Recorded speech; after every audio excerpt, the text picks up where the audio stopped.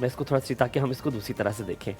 अक्सर बेगमात होती हैं, वो अपने शौहर से बहुत डरती हैं, वो नहीं बात करती उनके सामने, क्योंकि उनका ट्रॉमा ये होता है कि उन्होंने अपनी माँ को देखा होता है अपने बाप के साथ, तो वो कहते हैं नहीं, ये बोलना मेरा ख्याल है गलत है।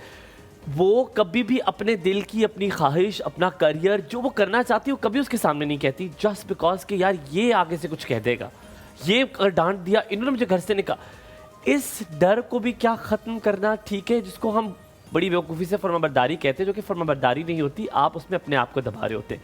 इस सिनेरियो को साइकोलॉजिकली आप कैसे देखती हैं और हमें समझाएंगे कैसे? पहले तो इसमें डिफ्रेंशिएट करना बहुत ज़रूरी है कि दैट इज़ नॉट फोबिया, ठीक है, क्योंकि आप अपने हस्बैंड के साथ रह रहे हैं, आपके उनसे बच्चे भी हुए होंगे, आप उनका बहुत एक रिलेशनशिप रहा है, तो that's why you are going on, तो वो फोबिक स्टेट नहीं है।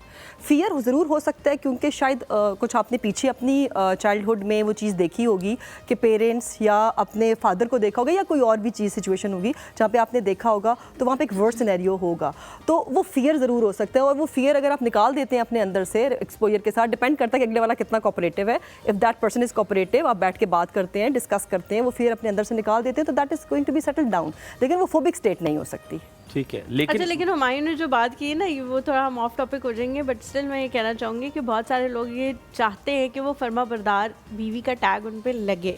बिकॉज मुझे जो है, हम जब हज पे गए थे तो हम 4 ग्रुप का एक ग्रुप बन गया था हमारा, एक फ्रेंड्स का, तो उसमें 4 बीवियाँ थी, हाँ 4 बीवियाँ थी और 4 उनके हस्बैंड्स थे। तो 2 बीवियाँ जो हैं वो, मैं मंसूर बाद में मजाक करते थे कि 2 बीवियाँ लाडली थी और 2 फर्माबरदार थी। उनके जो मियाँ उनको कहते थे वो करती थी, और हम जो अपने मियाँ को कहते थे वो कर लेते थे। हाँ, ऐसा नहीं था कि उसमें कोई, हम लोग बहुत ऐसा है कि चीज़, जैसे हम चल रहे हैं और हमें एक आइसक्रीम का ठेला नज़र आया है, तो हमने कहा यार हमने खानी है ये, ठीक है। अब इस तरह की हम शरारतें या मजाक या इस तरह की चीज़ें कर रहे थे, या जैसे अभी ये दिल कर रहा है खाने का तो खाने चले जाते हैं और इस तरह करके। तो लेकिन जब हम वापस आए और मैंने उनको बताया कि एक नेक्स्ट मीटिंग में, तो उन्होंने कहा नहीं नहीं मैं भी फर्माबरदार हूँ। मैंने कहा तो लाडली बीवी होना कोई बुरी बात तो नहीं है, आप हो सकती है लाडली भी। तो लोग वाकई ही जो है ना, वो चाहते हैं कि वो फर्माबरदार ही रहें, और वो जो एक रिलेशनशिप में एक डिस्टेंस है या बात मानना, वो चीज़ें रहें उनके कुछ, बट बेसिकली उनके, मुझे लगता है कोई स्विचिंग टॉसिंग योर बात ही मैं उस पर भेजूंगा। ये टाइटल की ज़रूरत, ये वैलिडेशन की ज़रूरत एक औरत को क्यों पड़ती है? साइकोलॉजिकली उसे क्यों चाहिए होता है कि उसके जो इर्द गिर्द लोग हैं वो कहें कि ये फर्माबरदार समझें, या उसका शौहर कहे कि भी, ये साइकोलॉजिकली ये अप्रूवल क्यों चाहिए होता है? I don't know. वैसे वो जो मेरी फ्रेंड्स हैं वो देख भी रही होंगी और हंस भी रही होंगी, उन्हें पता लग गया होगा मैं उनके बारे में बात कर रही हूँ। मैं तो नहीं चाहती मैं फर्माबरदार, क्यों?